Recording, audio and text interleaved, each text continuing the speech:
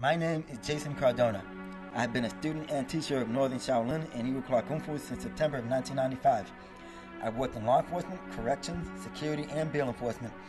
Throughout my entire life, since the beginning of my training, I have faced many extreme difficulties on both personal and professional levels, which I believe I never would have overcome if not for the training to gain the self-discipline and knowledge of strategy to succeed in accomplishing my goals.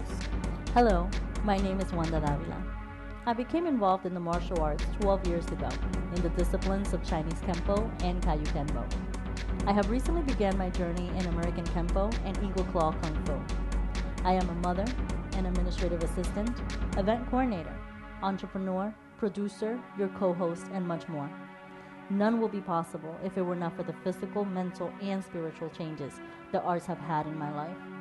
I can honestly say that no matter the years, days, and countless hours in the dojo, my training begins now. Welcome to Martial Enlightenment. Welcome to Martial Enlightenment's first episode. And my name is Jason Cardona, your host. My name is Wanda Davila, your co-host. Yep. And today we're here to interview Mr. Randy Haskins. All right, Sensei Randy Haskins, who's also the author of Insight 101 with Big Power. Now, I've known Randy for a long time, and today, he gave us the honor of being able to interview him and his life and how martial arts is able to, has affected and continues to help him throughout his life. All right, so step in this way.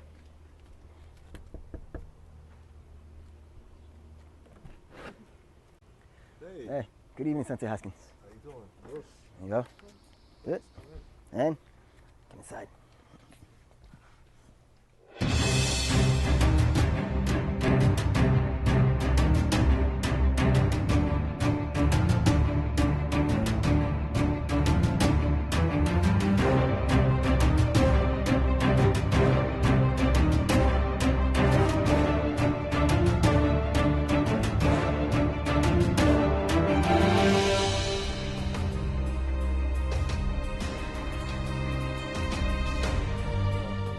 Haskins, thank you for having us on our first show. Thank you, sir.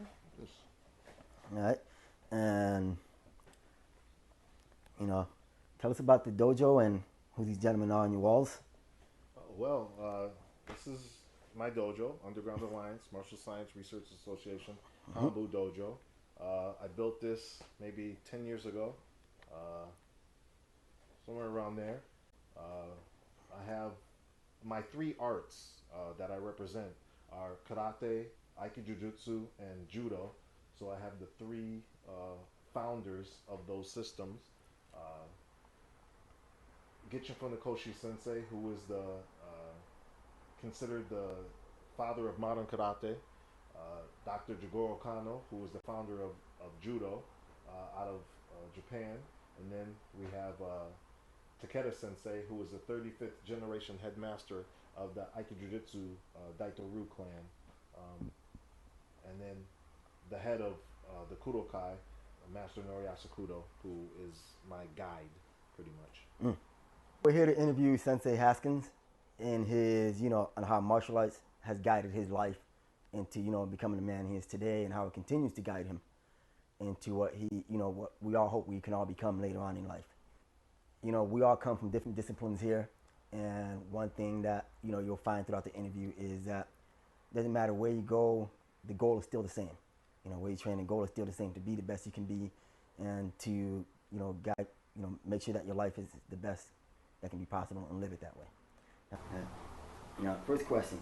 Now, how long have you studied martial arts for? It started when I was 6 years old.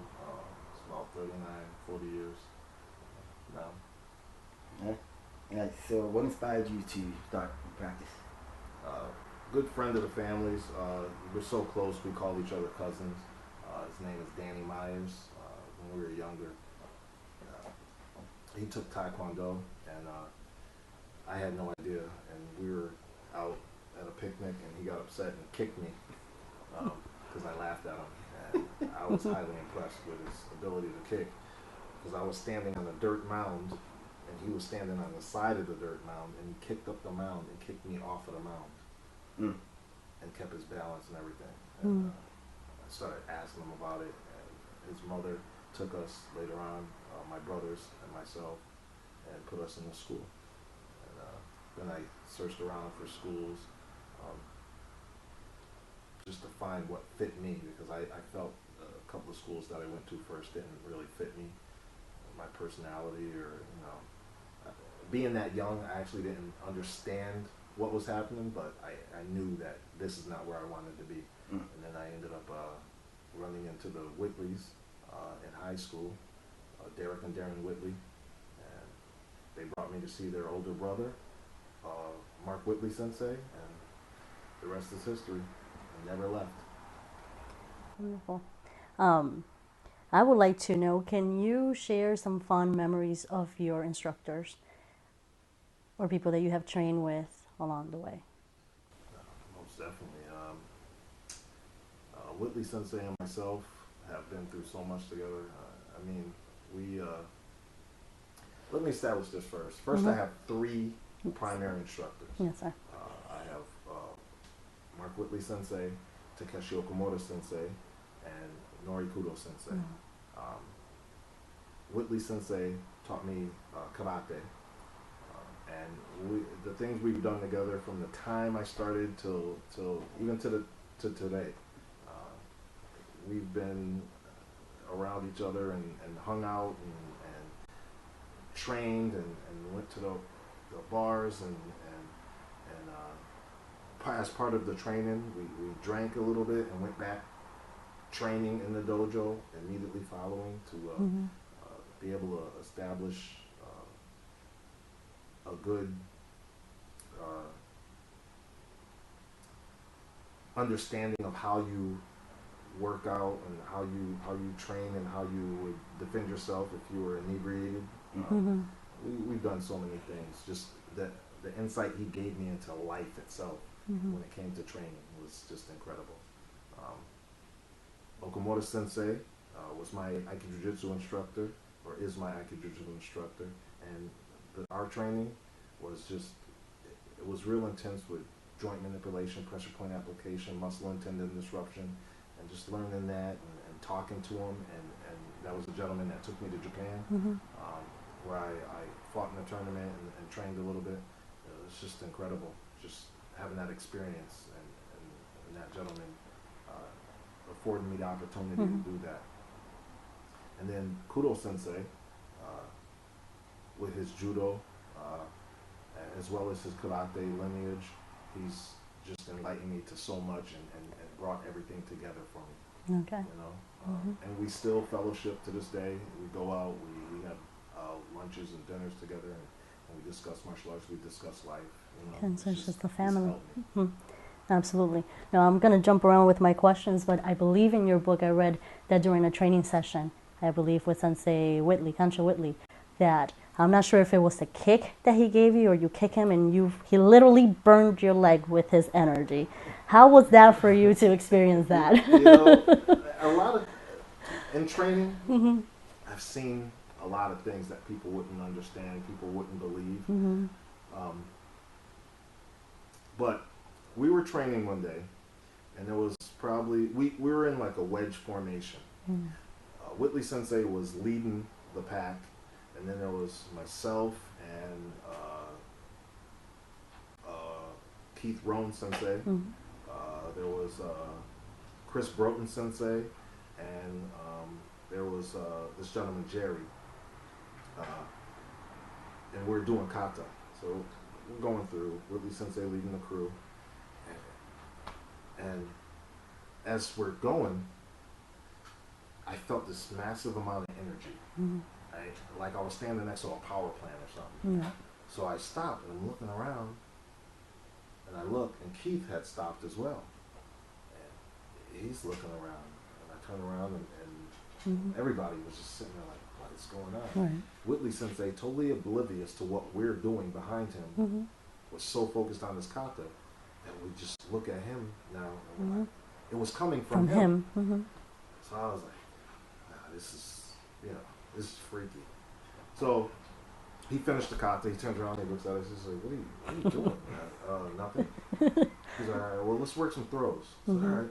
So he and I partner up, we start going, and I went to throw him, and he kind of resisted my throw, kind of blocked the throw itself, and his shin grazed my leg, just grazed it. Wasn't a kick or anything. And then he walked away and was talking in the corner with someone, and my leg just gave out. I was like, what is going on? So I roll up my gi pant, and I had a huge burn. And somebody came over and was like, what is that? Right. I was like, I don't know. And I'm trying to figure out what happened. Right. That was That it. was it. And we just stood there staring at him. And he walked over and said, what's wrong with you? I was like, nothing. But everybody saw it. Right. So it wasn't just me. Exactly. Everybody saw the burn and was like, what happened? I was like, He did you it. know? Right. So those are things that can't be explained. Correct. People like Kudo Sensei can do things like that at will. Wonderful. Martial arts is designed to allow you to control things about you, you know? Yes, sir. And Kudo Sensei can do things like that at will. Whitley Sensei is so amazing. He does things, but I think it's intermittent. I think he's coming into his as far as that level goes. Yes, sir. You know, those are levels that I aspire to reach. Just like he would aspire to reach Concho's level. Right. You know? Right, So yes, sir. everybody has their level, and my students are trying to reach my level. Correct. And so on and so forth. Yes, sir. Do you want to go? Yeah.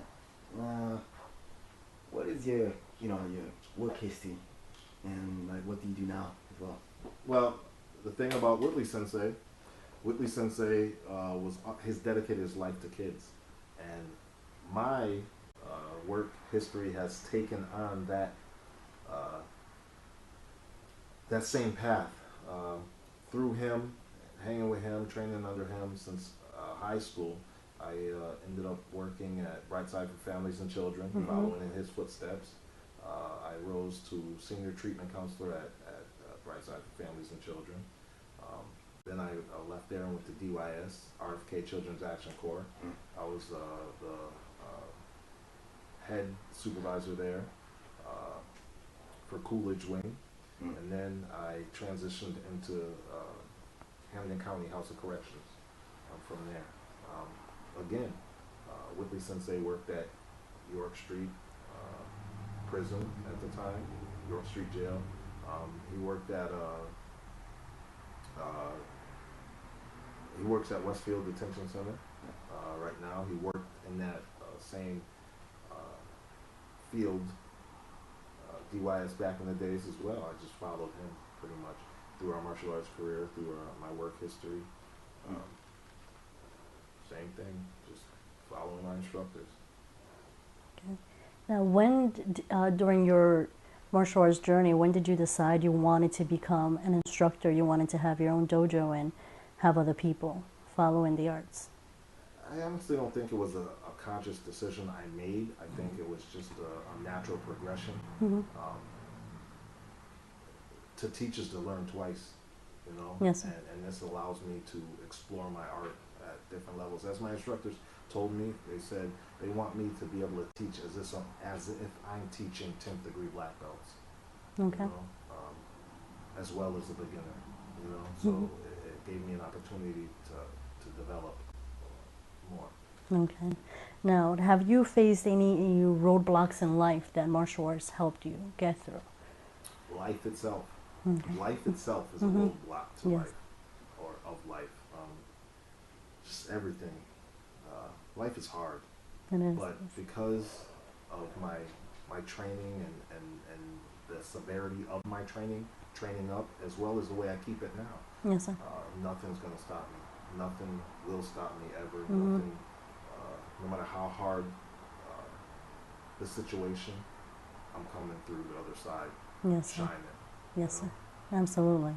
Now, were you born with this drive and this fire, or is it something that you grew into?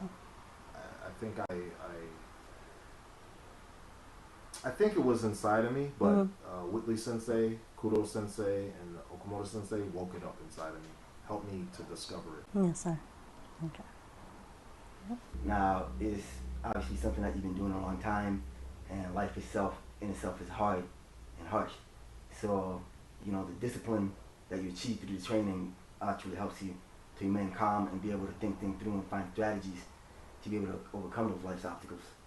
So, you know, now, how would the family fit into that? Family, they keep me grounded. You know, I mean, you guys chose to come to the Underground Alliance and have us be your pilot episode, right? That would make me feel, you know, wow, it's a great honor, but get you a big head. Then I go in the house and my wife says, take out the trash. Brings you right back down. Garage, lets me know my place. Right. You know? So, I'm Leila Habib-Haskins. I'm Sensei Randy B. Haskins' wife. We've been married for going on 8 years now, together 10. I met Randy actually when I was his daughter's kindergarten teacher back in the 90s, and that was interesting. So we've crossed paths throughout the years, and, you know, finally destiny brought us together, and we have been together so far and strong, and I'm very happy. We're very proud of that. Being a wife of a martial artist is very interesting. It's extremely interesting. It can be challenging at times. Challenging because Randy takes his martial arts wherever he goes. So it's in our marriage, it's in the upbringing of the children, it's in our daily lives. And me being a teacher in a classroom, it's funny how we kind of agree and disagree, or agree to disagree, but it has worked out throughout the years. I trained with Randy for a while at the beginning, and it could be challenging, husband and wife training together, but I learned a lot and it was fun. But I recognize that in the dojo, this is his world, and he's creating not just students, but he's creating future martial artists, and he's creating a legacy. And I wanted to be more of a support network in the background to that goal versus being in the front row, if you kind of understand where I'm coming from. And ever since I decided to take on that role, which I've been very happy in taking that role, I've seen a lot of things manifest throughout the years, not just in the dojo here at home, through his workshops, through his training, not only with students, but also in the police community and in the correctional office community. He's completely expanded the whole idea and the whole knowledge of what's karate. I have to say that right. It's been a great journey from the beginning to now, and I can see ourselves continuing this journey and supporting him in continuing the legacy and broadening Underground Alliance. And we're a big family, and that's how I see it. So I'm more like the matriarch of the Underground Alliance. So it's a wonderful thing. The way he applies it to the marriage is funny. The way he talks about technique. Everything is technique, and everything, like he says, is martial sciences. So it's funny how sometimes he puts that martial sciences and the technique in our marriage. So it works out because a lot of his logic, everything is logical. You know, it makes sense. When it comes to bringing the kids, it has been actually wonderful, especially with our son. Our son has taken a lot of interest in the martial arts, and you know, following the footsteps of Randy, and it's helping him grow to be a responsible young man, and understanding what it means to carry the Underground Alliance name. It means a lot. So as a family, we're together in this, and we support each other in this, but we also understand that honestly this is the basis of the family, the marriage and the children, and this is what's going to continue flowing throughout the years. Family helps me do that. My kid, you know, all my kids, like, you know, Dad, you know, we gotta go. You gotta take me, you know. Just, Right. Wait a minute. We don't have a limo driver. You gotta do it, you know. So they help me stay grounded. Okay, you know? absolutely. Keep Now, man humble. yes. keep anyone humble, right? Now, have you faced any roadblocks in your martial arts training, or did you reach a point where you thought, I can't do this, I don't want to continue doing it? And what kept you motivated to continue training, if so? No matter what's going on in my life, I never stop training. My training has always been true to me. I will always be true to it. No matter what goes on in my life, I never, ever stop training. I don't care what is happening because my training has always been true to me.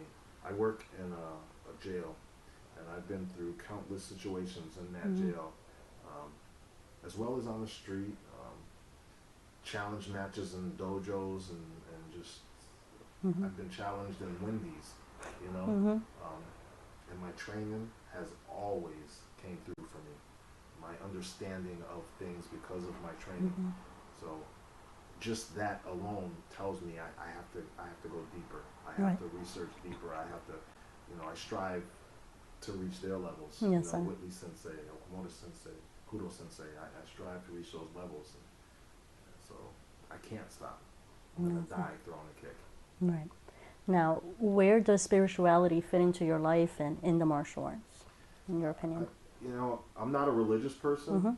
Spiritual, my spiritual beliefs they come from just common sense, you know, as well as things like the Bushido Code, benevolence, ferocity, truthfulness, things like that. You know, the dojo itself is set up, it's a microcosm of the world, you know.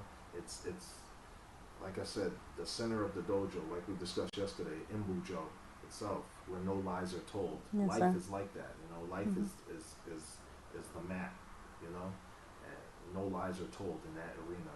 So everything has to be straightforward and you know, and blunt. Right. You know? Yes, sir. My training translates to life. Everybody's training translates to life, you know, if you look at it that way. And this is what allows me to navigate through life, you know. Absolutely. Well,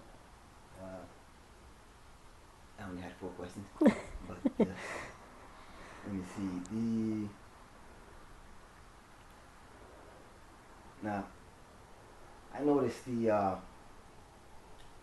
your book and also in your history from the website and everything else that you've done bounty hunting, things of that nature. I mean, I've done the same thing myself, but I've always worked under other bounty hunters as mentors. And, you know, now a lot of people would have you believe that, you know, whether you're running a warrant or anything else, that you're always going out there and smashing people on the ground and things like that. Now, I don't know about your experiences, but most of my experiences when doing that kind of work is, you know, 90% of the time I was just able to talk people to come over and get the cuffs on and everything else. You know, so, you know, how did that help you in order to maintain control? When I did those things, when I first got my black belt, I thought the clouds were gonna part, the sun was gonna hit me, and I was gonna hear that all-encompassing music, and I was gonna be the ultimate fighter. Didn't happen. From the day I was a brown belt, the last day being a brown belt, to the transition into black belt, nothing changed. So I was like, wow, you know, okay. I ended up a couple of years later getting my Nidan, my 2nd degree. Nothing. So I felt I needed to experience some things in order to help me develop and understand what I needed, or, you know. So I started bodyguarding, bounty hunting, bouncing, you name it, I did it. Whatever I could do to actually get into an altercation on a legal level, I did. And it helped me adjust a lot of things. It helped me understand certain things. It helped me understand things better. It helped me adjust some things, and it made me eliminate some things. And that's why I did it.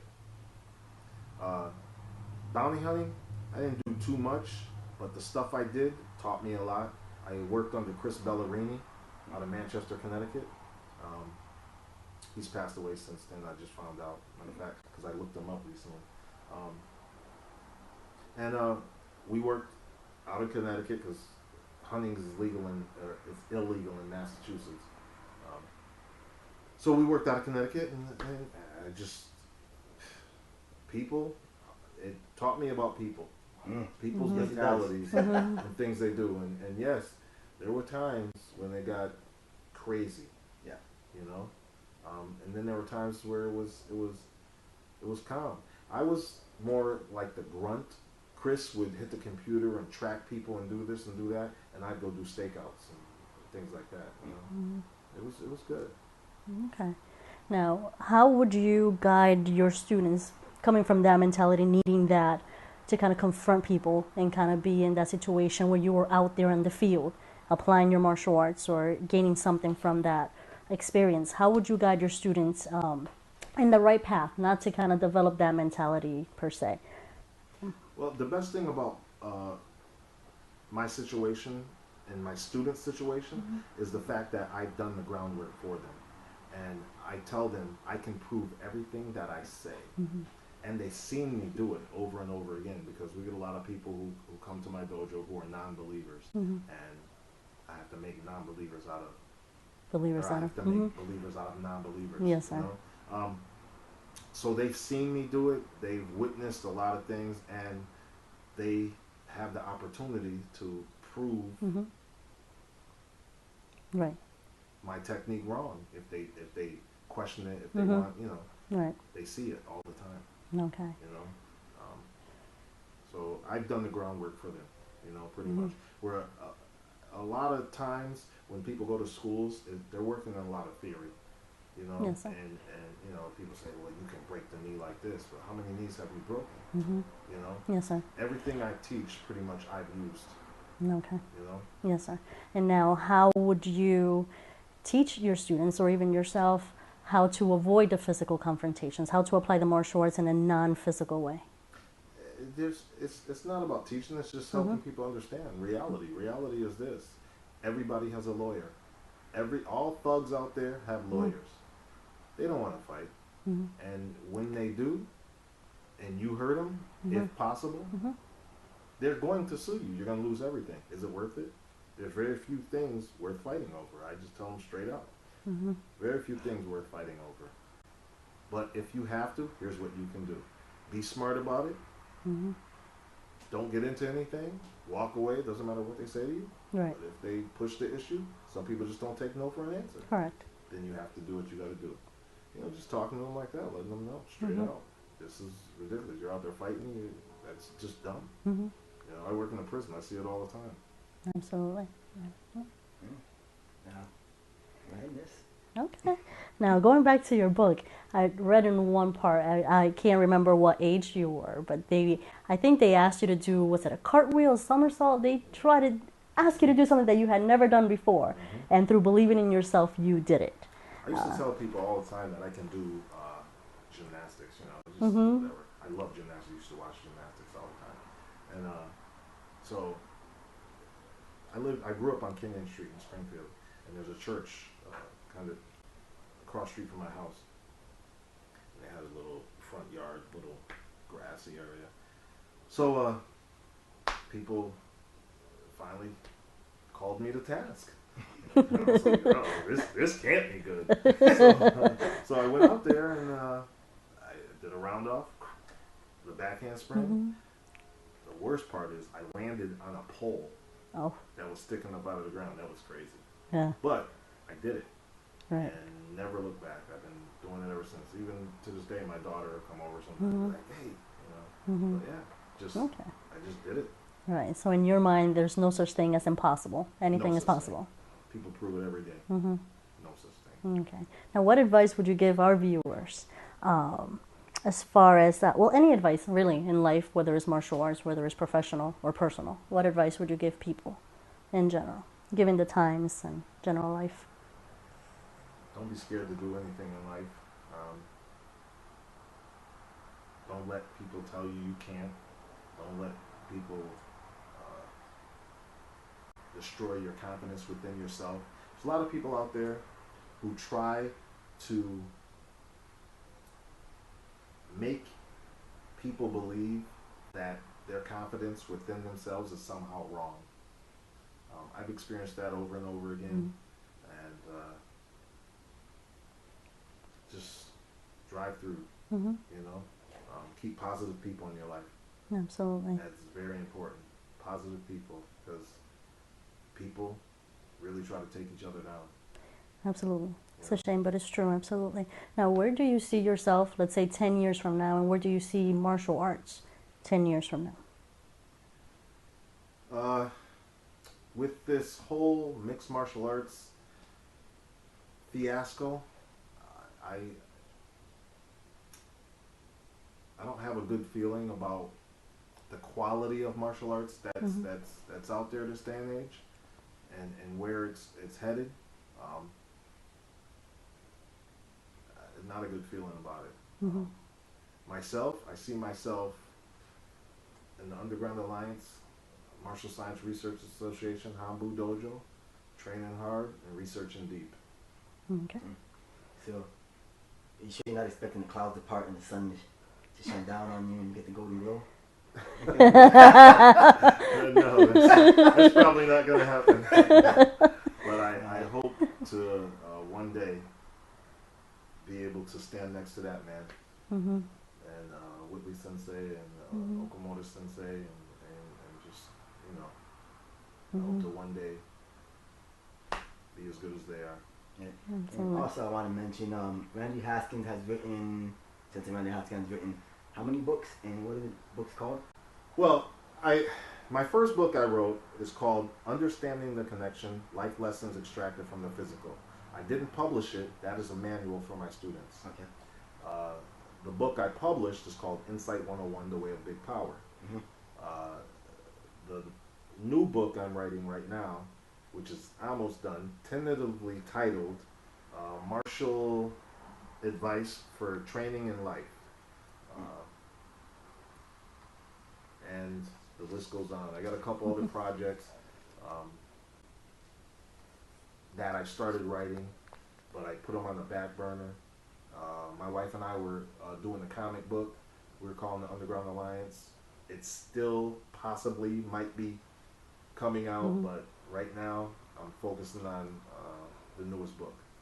Okay. Awesome. I think I have one more question, just because, no, good questions, they're all good questions. Just because, I mean, I've enjoyed reading your book, and it's a book that I've gone, you know, chapter 1, and before moving to chapter 2, I reread chapter 1, so anytime I'm stuck and I can ask the person who wrote the book, I'm going to take advantage of it. In your book, you stated that studying the martial arts is a limiting process. What did you mean by that? Martial arts is one part of a whole. Martial arts is the physical aspect of the martial sciences. Martial arts is technique. It's just tools. Martial sciences is the understanding of. You know. So then you have to ask yourself, what's more important, tools or information? Right.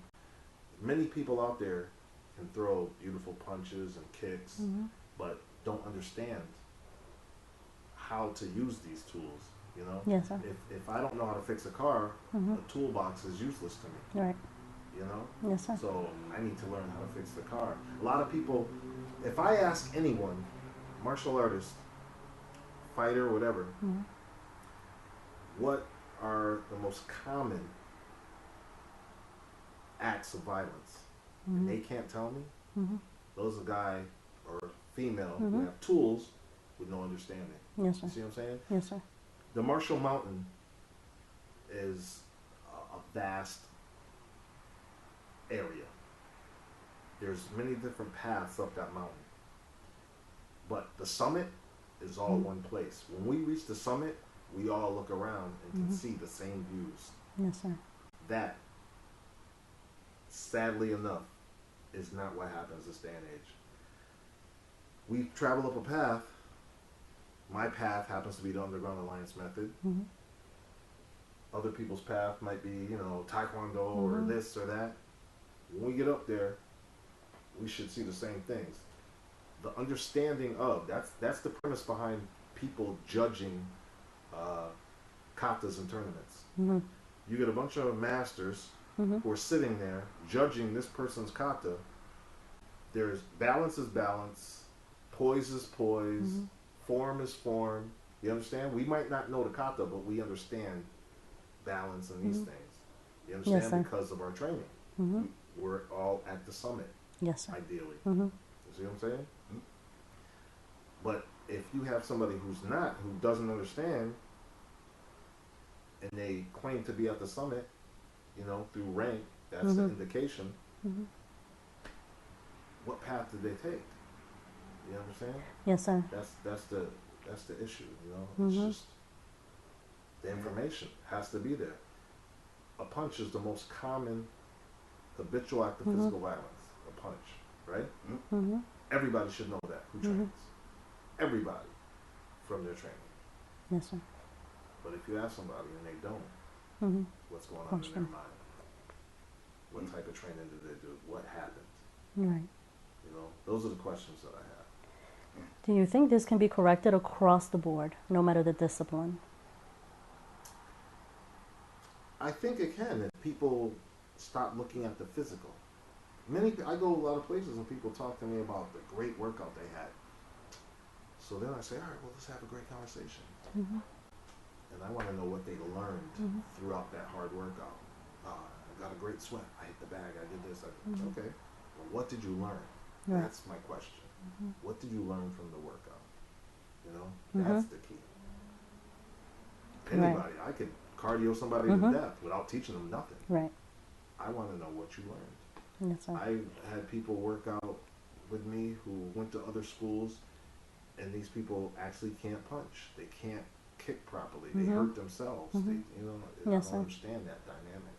You know, Mhm. so those are the things that you know, that I think need to be really explored. People need to explore the information because technique and kata and drills are designed. People look at drills as a thing instead of something that's supposed to give them information. They look at it as the thing. Right. You know, that's a major problem. So they're so caught up in the drill, they forget the information they're supposed to give them. Okay. And that's the type of mentality that you want your students to have when they're in class, Yes. to be to absorb that I don't- from the I don't- moment they I don't walk in. want them to- I'm Mhm. not trying to. I'm teaching them how to train. You know, Yes, sir. more than training them. I'm teaching them how to train.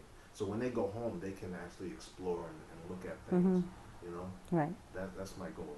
Okay. That's good. And that's also the goal of the show.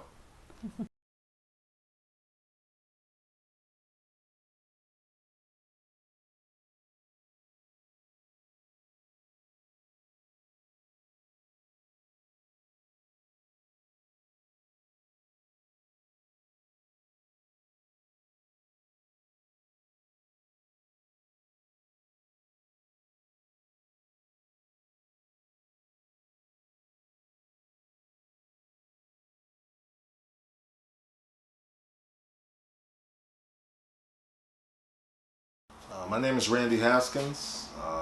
Welcome to the Underground Alliance Martial Science Research Association Hambu Dojo. You're watching Martial Enlightenment. We're here to do an interview of myself. Enjoy the show. Let's do that one more time. All right. Wait a minute. No pressure. No pressure. All right. I don't know what to say. I don't have a all right. Just be yourself. Yes, we want to show Alright. that. Be yourself. You know, being yourself is the best.